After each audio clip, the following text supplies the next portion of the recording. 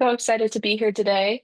So I will kick us off and get us started. So welcome everyone to the Activate AI Economic Opportunity Challenge Q&A session. This challenge is funded by Zoom and run by data.org, and we're just so excited to be here today to share more about the challenge. And so what to expect in terms of today's session, we'll go over what the Activate AI Challenge is about. We will share what the application and review process looks like. Then we'll go into FAQs that we get for each challenge. So we'll have some FAQs to go over. And then if you have a specific question, we will do a curated Q&A from the audience. So if you have any questions that come up, please use the Q&A function of the webinar, and we will answer a few of those live from the audience. And if by chance we don't get to your question today, feel free to email challenge@data.org with any of your questions, and we'll get back to you. All right. So today, we are here today. My name is Joanne Jan. I'm the Manager of Partnerships and Product at data.org. I'm joined by my colleague Shubhi Vijay. She is the Product Content Specialist, and we are here to run today's session. At data.org, I work on all things related to the challenge. I've been here over 3 years, and this is my third challenge, one of my favorite things to work on.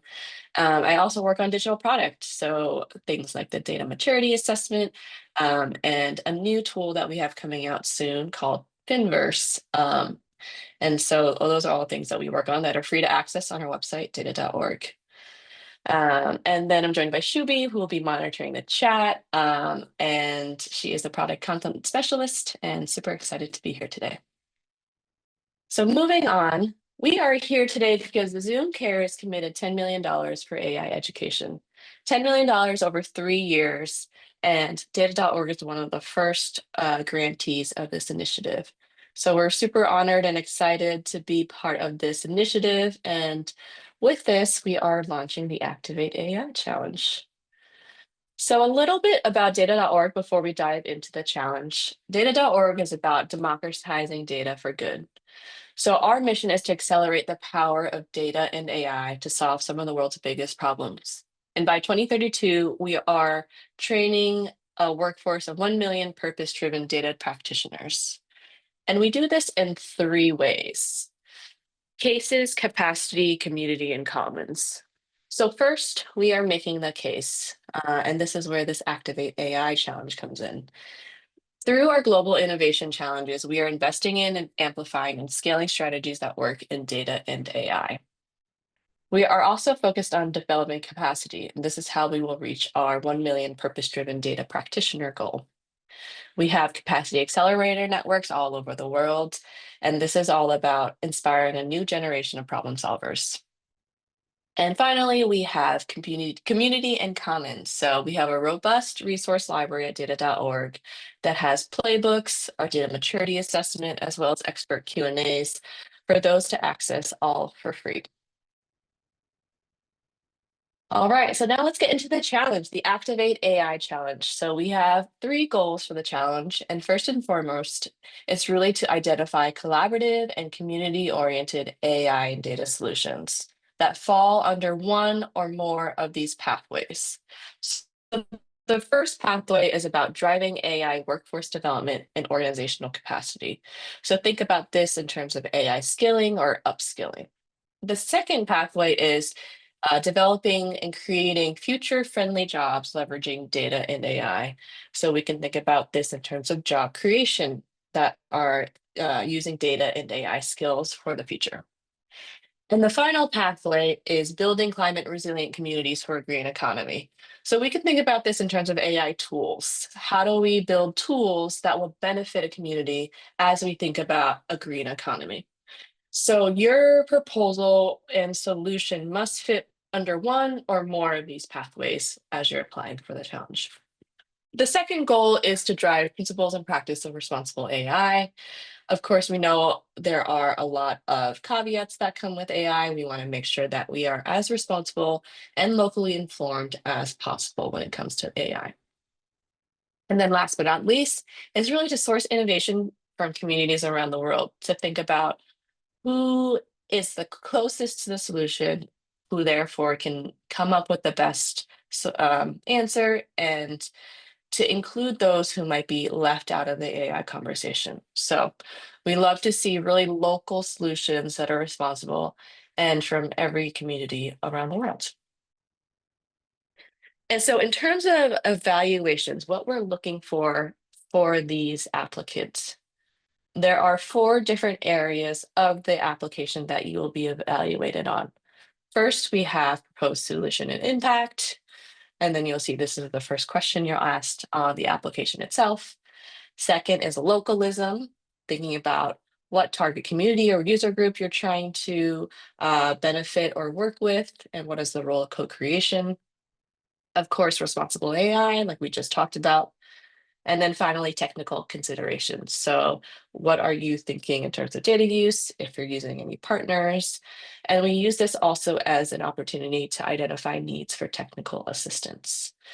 There are a few other sections to the application itself. The final section is additional information and due diligence. That does not factor into evaluation at all. We are also asking everyone to take the data maturity assessment. And again, that is not evaluated at all. This just helps us identify technical assistance needs. And speaking of the data maturity assessment, the URL is datacharity.data.org. Again, we invite you all to answer honestly. This is not going to impact your Activate AI challenge score at all. It's just a data point for technical assistance matchmaking for the future. And I want to plug that we recently added an AI maturity section to the DMA. So this is a new iteration of the data maturity assessment with all the old questions, as well as AI readiness and maturity questions. So we invite you all to take that. And then moving forward, the application and review process. So we divide the review process into two phases. First, we invite you all to submit written applications at data.org/challenge.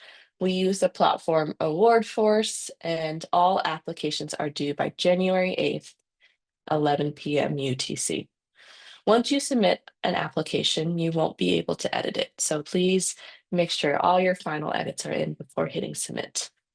And in the phase one stage, we have reviewers, multiple reviewers, evaluate each written application based on a specific rubric that is based on those four categories that we just talked about: proposed solution impact, localism, responsible AI, and technical considerations.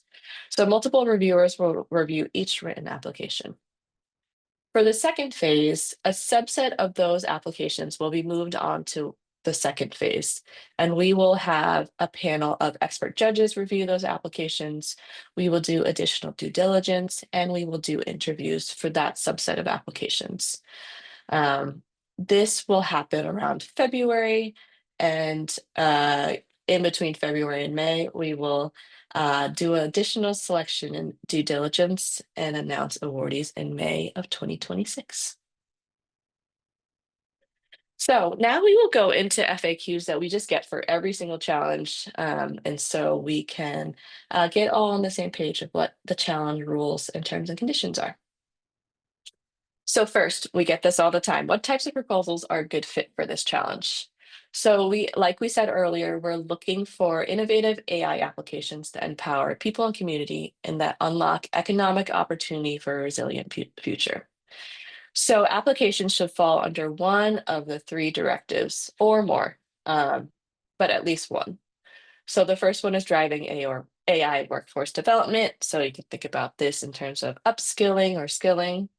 The second one should be developing pathways to create future-friendly jobs that leverage data and AI. So think about this in terms of job creation. And last but not least, this final pathway is about building climate resilient communities for a green economy. So we can think about this as AI tools that use AI to support climate resilient communities, and think about the future. So again, it should fall under one or more of these directives. And there is a question in the application to select which pathways your proposal falls under and then provide justification as to why. And as we move into the FAQs, please put in your individual questions in the Q&A function of the Zoom. So who is eligible to apply? Probably the second most asked question for us as we run these challenges. So we invite a very broad selection of folks to apply. This includes nonprofits, social enterprises, academic research institutions from across the globe. So in order to qualify, you must have 3 of these specific qualifications, and that is it. So first, you must have charitable purpose as defined in Section 501(c)(3 of the Internal Revenue Code of the US. If you look into our rules, you can click on what it means to have charitable purpose. The second is the funds must not be used for any political lobbying purposes. And then third, applicants must be located outside of these specific countries: Afghanistan, Belarus, Cuba, Iran, North Korea, Russia, Syria, Ukraine, and Yemen. So as long as your proposal falls under, as long as your proposal meets all of these 3 conditions, you are eligible to provide, you are eligible to apply. So if you are a for-profit institution, you can still apply as long as your project has a charitable purpose, is not used for political lobbying, and you're located outside of these specific countries. The third question we get is, what are we working towards? What are we applying for? So all awardees will receive $115,000 USD in funding, as well as access to technical assistance. You'll also be in a year-long grantee cohort where we will meet periodically and do cohort support activities. It's a great way to build community, to learn from other people's AI problems and solutions, and all around a great moment for visibility for your projects. So you will see that we are in the midst of wrapping up our Activate AI, our AI to Accelerate Inclusion Challenge. And if you want to learn more about the support that those awardees have received, you can look on our website. Another question we get sometimes is, while AI is part of my program design, it is only one of the tools we are using. Am I still eligible? And their answer is yes, you are. We know that AI is sometimes one tool in part of a larger toolkit. So we invite you all to submit your proposals, but you will see in the written application, we are very keen to understand the specific use of AI in your proposal. So even if AI is only part of your program design, you're still eligible, but please be clear about how you are using AI in your program design. The next question we have is it possible to take part in this challenge as an individual? So no, unfortunately, we're not able to grant to individuals. All applicants must be an organization. You can be a nonprofit, a social enterprise, an academic institution, or a research institution, but we cannot consider applications from individuals. If you have more questions about this, please see the rules of the challenge for more details. And the rules are located at data.org/challenge, and then you can select into the Activate AI challenge and click on the rules portion of that website. All right, the next question we have is, can I submit 2 proposals for different initiatives of the same organization? So we invite organizations to submit 1 entry per organization. However, we may consider multiple entries from large organizations that are universities or multilaterals. If you are a university or multilateral, the entries must be distinct without overlap in scope of proposals or project teams. So if you are part of a university or multilateral and you are aware of 2 or more teams within your organization that are interested in submitting entries to this challenge, please notify us at challenge.data.org and include an explanation as to why there are multiple proposals coming from your organization, as well as acknowledgement that the teams are separate as well as the proposals are separate.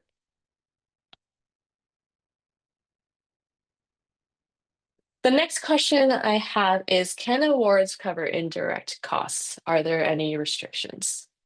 So we limit indirect or overhead costs to 15% of the approved grant amount.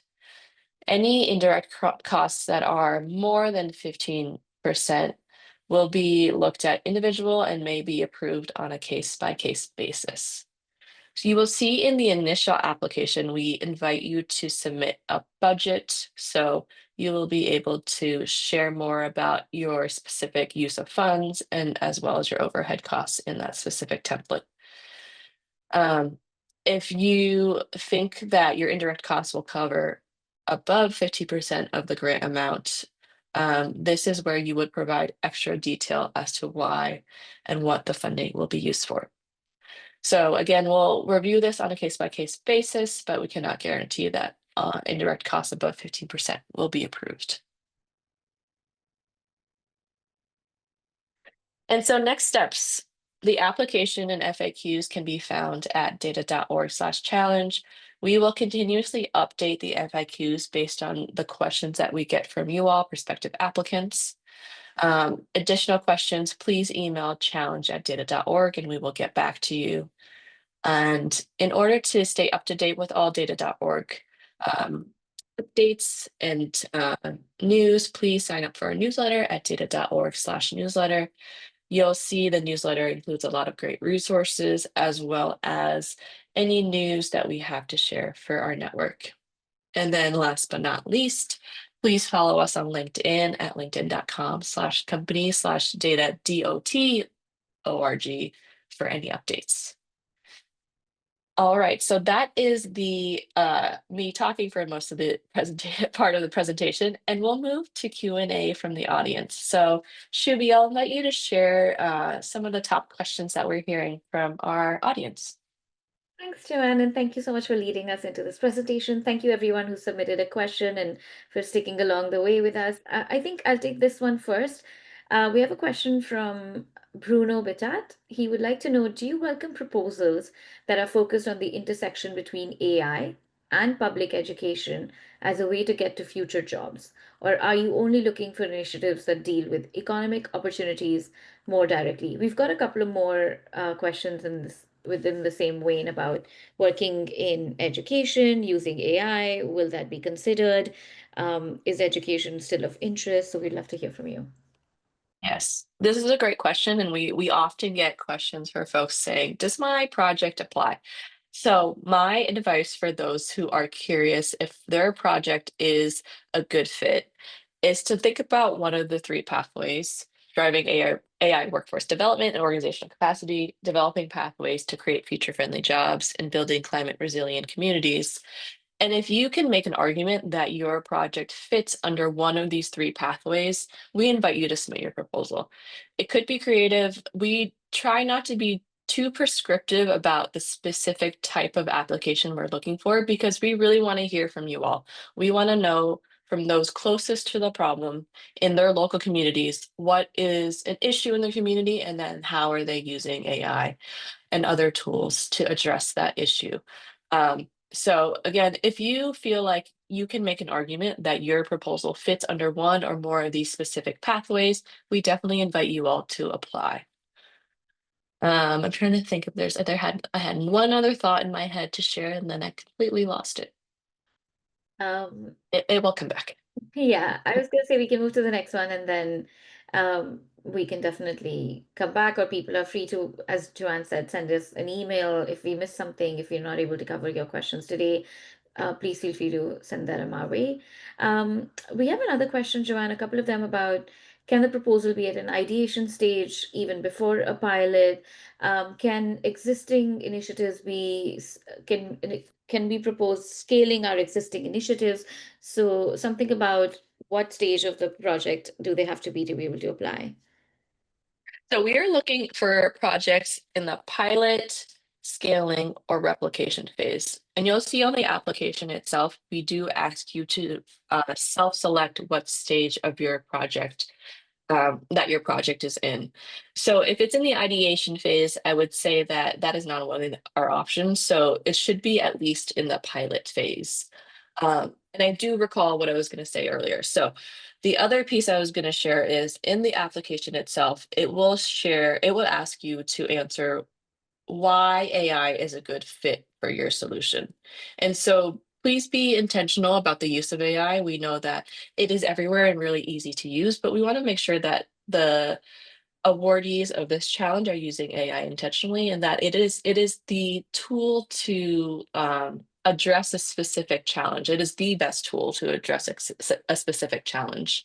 Um, so that was the last piece I was going to share.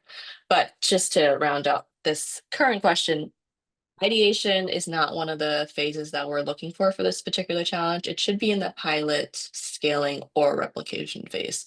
We're not specific about which specific phase, so it could be in any of those three. Thanks, Joanne. There's a question about, do we have any target demographics, women, young people, communities of color, anything of that sort? Nope, no target demographics. We invite you all to share more about what specific community you're working with. I will emphasize the localism piece. That is one of the areas that we will be evaluating the application on, but we're not specific about what specific group we are looking to support. So it could fall under women, it could fall under rural communities, it can fall under urban communities. It's really whatever solution you feel is the best fit for a specific community that you're closest to. We also have a question on how is the IP used or controlled? What are data.org's policies on this? This is a great question, and I would encourage you to look at the terms and conditions in terms of IP.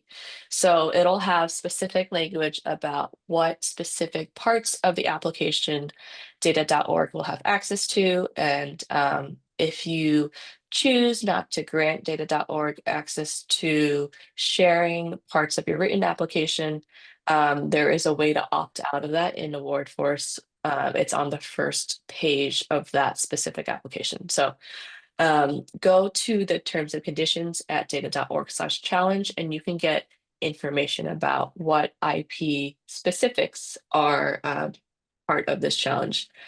I will say also there is a question about open source in the application, and we're not looking for all solutions to be completely open source. We understand there's some proprietary parts of AI solutions, but we do ask you to think about that as we try to support our community. So one of our ways of addressing data.org's mission is community and commons. So we do try to share our knowledge at the very least in terms of the work that our network is doing. So in short, look at the terms and conditions of our challenge, and there is an open source question on the application.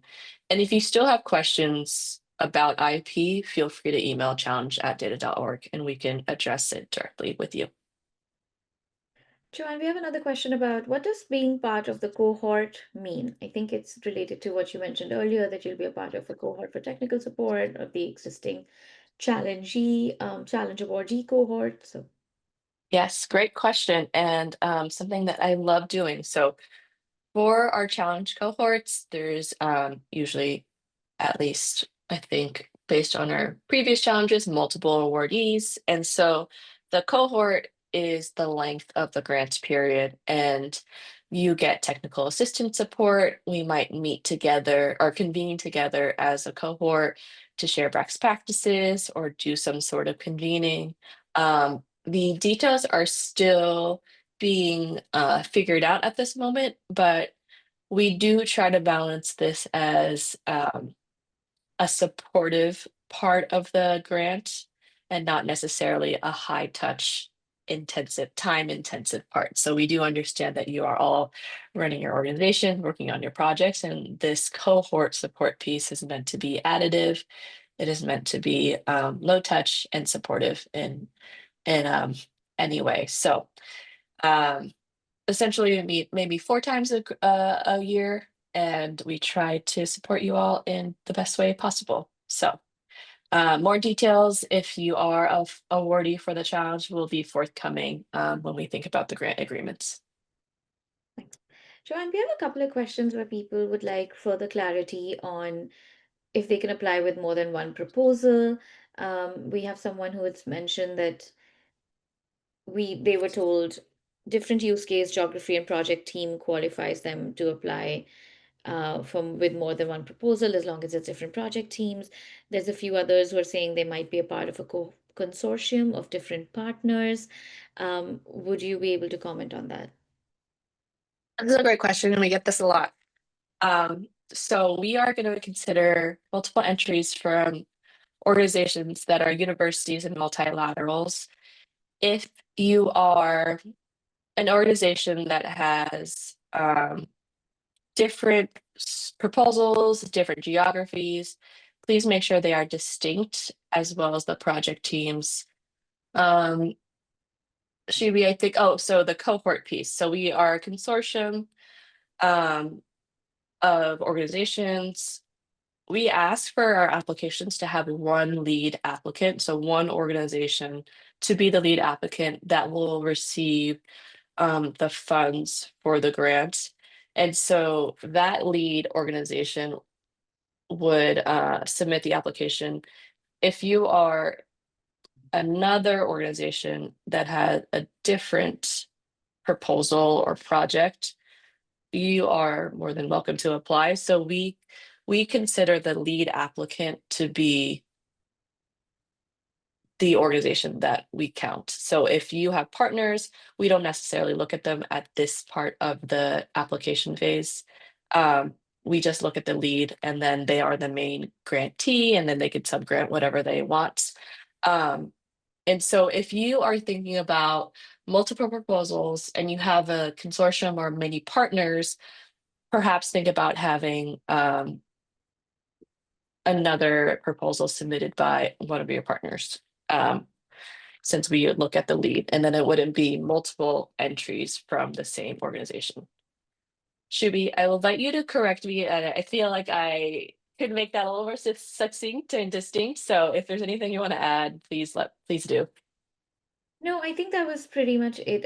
I do invite people to write to us if there are more complications or follow-up questions, because we do understand that, for example, it would be easier if it's a university which has multiple departments and they're applying for different research projects.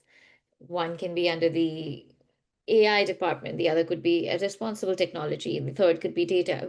We understand those kind of things. But for a lot of us now in this new world, we're working with multiple partners, multiple funders. So feel free to write to us if there's any still confusion. But like Joanne said, there are some factors that need to be distinct for you to apply. I'm going to move on to the next question now, Joanne, because we've got a couple of them in the chat about do we have a preferred focus on research, on ground implementation, tool development? Anonymous attendee has asked, can we develop the use case to use AI? Is that considered piloting, or would you like the tool to already be in existence before the award? There's another one that's a little linked to this, which says, what does the success or impact look like for an implemented project at the end of the funding timeline? And before you come into this, Joanne, I just wanted to let the group know that we cannot at this point comment on the specific nature of your project plan. We cannot advise if one over the other. What we encourage you to do is to try and read through the buckets of our work. The three pillars that Joanne mentioned are important to weave into your proposed plan. But there are some folks in the chat who would like very specific advice if they would like to implement something in the tourism industry for a specific target audience in a specific geography. Those are the proposals that will be evaluated by our review panel and our judges. Joanne and I, at this point, cannot, as people involved in that evaluation process, advise on specific project plans. So just wanted to add that in, but over to you, Joanne. And to add on to what Shubi's saying is we really respect and want to honor those who are closest to the problem. So localism is a huge part of the challenge, and we at data.org are not experts in every single problem and challenge in the world. So we really look to you to tell us, this is an important issue in my community, and this is how this is how we are working to solve it. So to build off of what Shubi's saying is we're not very prescriptive in the types of applications we're looking for because we want to know, we want to learn from you all. What is a pressing issue for your community? How is AI going to be used and leveraged to address that issue? Um, and so if you can make the argument that your proposal falls under one of the three directives or one of many of the, I'm sorry, and one of the three directives or more, please apply. We want to hear from you. We want to learn from you. And yes, there's at that point. And then so Shubi, the question was, I remember part of the scope. So someone was asking about what does a pilot mean? So you will see in the written application, we ask as well, what are some indicators of success for your solution? I believe the question was, my project's in the ideation phase or the solution has not been built yet. I would advise those who are thinking about applying to have some sort of solution, to have some sort of success metric that you can point to share about the success of the pilot, because there is a specific written application question about that. The second part that I remember is, what does success look like? What are some metrics? So we understand that each project, each proposal is different. And if you look at the written application, there is a specific question about what are the success metrics, as well as the indicators that your proposal is going to be successful. So we cannot be prescriptive because every proposal is different. So we invite you to add your own metrics. We're not able to have generic ones since every proposal will be different. And every community will be specific to your specific proposal. Did I miss anything, Shubi, from that No, question? Okay. no, we covered it all. We have two more questions, Joanne, for you. One is, can an R&D firm participate as a contractor? So that's a great question. We only grant to lead organizations. So if you as the lead organization, let me see, where are we? If you as a lead organization have a charitable purpose for your proposal, the funds are not used for political lobbying, and you are located outside of these specific countries, you are welcome and eligible to apply. We are not looking at your subcontractors in any way. So who you subgrant to, who you contract out to, that is to your own discretion, as long as it's working towards the purpose of your proposal. Thank you. And we have a question on, they would like more clarity. Abhijit from Catalyst Now would like to know, how can they use the money to meet personnel costs? It cannot exceed programmatic activity costs. Can fractional costs of teams involved be incorporated? Yes, so I would direct you to the FAQ section of the website for this specific challenge. I believe the last question addresses this directly. Off the top of my head, I don't know the exact details, but I invite you to look there. And if that does not answer your question about personnel costs, please email challenge@data.org. I want to make sure we get you all the specific details. And off the top of my head, I'm not quite sure, unless Shibi, you know. I was just going to say that the thumb rule is it cannot exceed your programmatic activity costs. So in for your budgets, your personnel costs must be below the programmatic activity costs. For fractional costs, I imagine that that should be okay. But like we said, if there are specifics, please feel free to reach out to us and we will speak to our finance team and get you a more specific response. But do keep it lower than your programmatic activity costs. I think the answer is yes, but Joanne, I'll ask you again so that others can hear as well. We're a nonprofit established under a fiscal sponsor. Are we still eligible? Yes, you're still eligible to apply. Your fiscal sponsor will be the one that goes through due diligence if you are moved on to the second phase. But again, as long as you fall under these three specific criteria, you have charitable purpose, you're not using political lobbying, you're not in any of these locations, you are eligible to apply. And then one piece about the previous question that just popped to mind is, the budget template is not under evaluation. So if your proposal is promising and it moves on to the next round, our finance team really works with organizations to figure out the best budget for their activity, if any. If there's any concerns, our finance team is really flexible and they're very communicative, so they'll work with you. So I wouldn't be too concerned about the budget at this point. It's not evaluated at all. It is just an additional section to get some information at this point. So um, I hope that clears up some questions there. Definitely. We've actually, okay, I was, uh, so one of the attendees would like more information of what does the in-kind support mean? I know you answered that earlier, Joanne, but maybe if you could tell them a little bit more about what in-kind support can mean. He or she would like to know how will the combined value be determined? Great question. So the cash value will be 115,000 USD. So that is not changing at all. In-kind support is a great question. So this really depends on a few factors, and we don't have all the details yet, but in the past, it might have looked like it might have looked like grants or sorry, credits to specific solutions and software. And then for this specific Zoom challenge, you will have access to Zoom licenses as well as training for a lot of the new AI features that the Zoom platform has rolled out in recent months. So um, it is not imperative that your proposal uses Zoom at all. That's not one of the pieces that we're evaluating your application. So don't worry if you're not really thinking about how you're using Zoom, but if you are an awardee for the challenge, you will have access to free Zoom licenses as well as training from their expert staff. And I know there's a lot of new AI features that they have rolled out in recent months that could be beneficial to your project, but it doesn't need to be the central part of your project.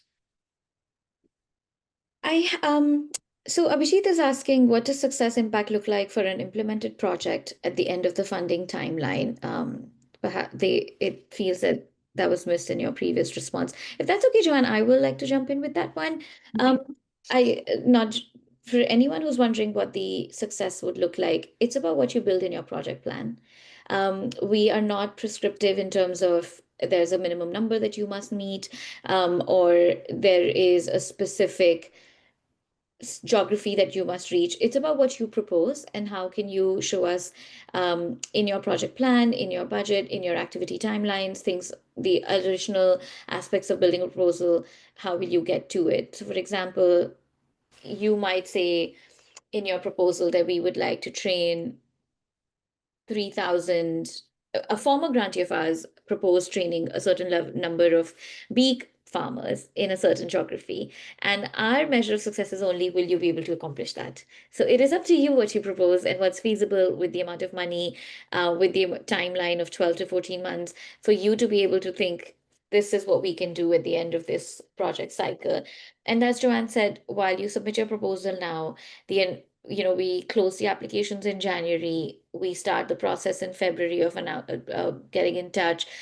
So there's a bit of a leeway. So my other recommendation is also to think of the timeline of actually starting that project. I know there were a couple of questions of, we're already doing this, which is great. You just have to commit to what you think would this money be used to advance that project. Other people were like, we might get additional funders and the nature or the scale of our project might change. Absolutely. We encourage and we're excited for more funders to come on board. But again, our source of truth is your project plan, is your proposal. So we will be sticking to that and looking at that as your success at the end of the funding timeline. Yes, I just got a question that will the recording of this session be available to us later? Absolutely. There will be a recording of the session. It'll also be added to our website. Any questions that you've asked us today will be added to our FAQ section. And again, if you miss anything today, there's another one coming up. So we invite you to join that as well. But yes, the recording will be available. Um, I would say one thing to add that yes, when please. Shubi's talking, it made me think. So applications are due in the beginning of January. The grant period will start in May. That's a lot of time. Things might change in your proposal and your project, and we understand that. And we'll be in, if you are an awardee of the challenge, we'll be in communication and we will be working with you to figure out the milestones and goals of your project. If, say, new funders come on, or if things have shifted in your project in any way, we understand that, January to May is a long time away and things might shift. So all to say that best effort for the written application, and um, we will be evaluating things about the feasibility, the time frame, the project plan, but we also understand that things shift as time moves on, as um, external factors might impact things in certain ways. So um, we do our best to be in communication with the finalists of the project as well as the awardees. So any other questions, Phoebe? No, this was it. This was our last question, Joanne. All right. So if anything else comes up, please email challenge@data.org. We're pretty good at responding um, quickly, and we invite you all to submit an application. I would say um, there's no there's no con of submitting an application. You will join a network of previous applicants. We, from time to time, will email resources and free events and webinars to those who have applied to challenges, and you'd be part of the data.org network. So encourage you all to apply. Um, we look at reading the applications is really, truly very exciting, and we learn a lot. So we look forward to hearing from you all. And again, by January 8th, 11 p.m. UTC, please send in your applications. All right. Great. Thank you everyone for joining. Have a lovely evening, rest of the day, afternoon, wherever you are. And as Joanne mentioned, please feel free to write to us. There's another session coming up. The details are available on our website. Thank you very much. All right. Take care, everyone.